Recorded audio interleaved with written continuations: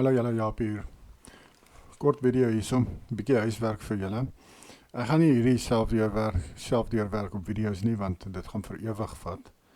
Dit is die 45 verse van Daniël 11, wat praat oor die konings van die noorde en suide en oral oor.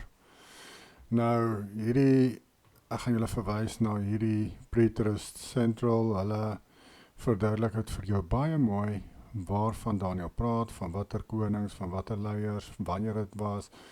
Baie interessant, maar mense wat dit wys, dit het al lankal gebeur. Dit gaan nie nou eers gebeur nie. Dit gaan nie nou eers vervul, die koning van die noorde en koning van die suide en al daardie goed nie. Daniël het klaar vervul. Alles wat Daniël sê het klaar vervul. Ons sien in Openbaring 5 byvoorbeeld dat Joshua maak die geseelde profeseë van Daniël oop. So dit het vervul in Openbaring al rondom 70 na Christus. Soos ons sien hier so hoofstuk 11, hierdie is nou ongelukkig Engels vir julle, maar dan bespreek hy vers vir vers.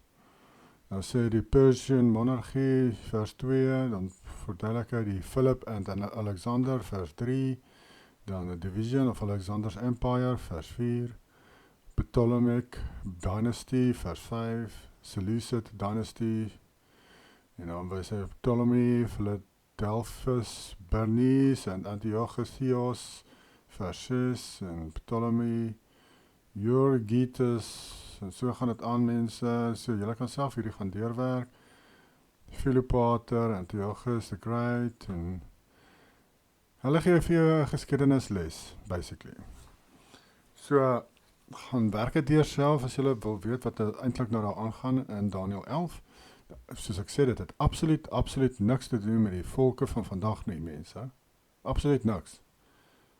Nou, enigiemand kan enige nonsens opmaak oor hierdie verse en net insit wat hulle wil, soos wat baie mense doen, van ons volk, wat die mense wil leer van die konings van die noorde en suide en wie dit is vandag. Maar dis alles potsnot mense, hulle maak het op. Dis figments of their imaginations. Dis nie Bybels nie, dit is nie histories korrek nie.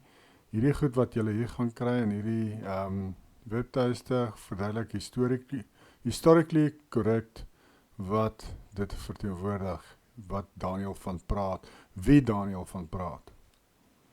Hy het nie gepraat van Amerika en Rusland en wie ook al anders nie. En BRICS en wie ook al. Daar is mos die klomp goed wat hulle wil sê, dis nou die noorde verdrag en die suide, dis die BRICS nasies en ja, enigiemand kan 'n klomp nonsens opmaak as hulle wil en dis ongelukkig wat die kerke in elk geval doen, maar om dan te sien dat die mense wat in die kerke is, selfde maar doen as die kerke, dis sad. So ek sal hierdie las onder hierdie video en laat julle self maar gaan deurwerk as julle lus is om dit te verstaan.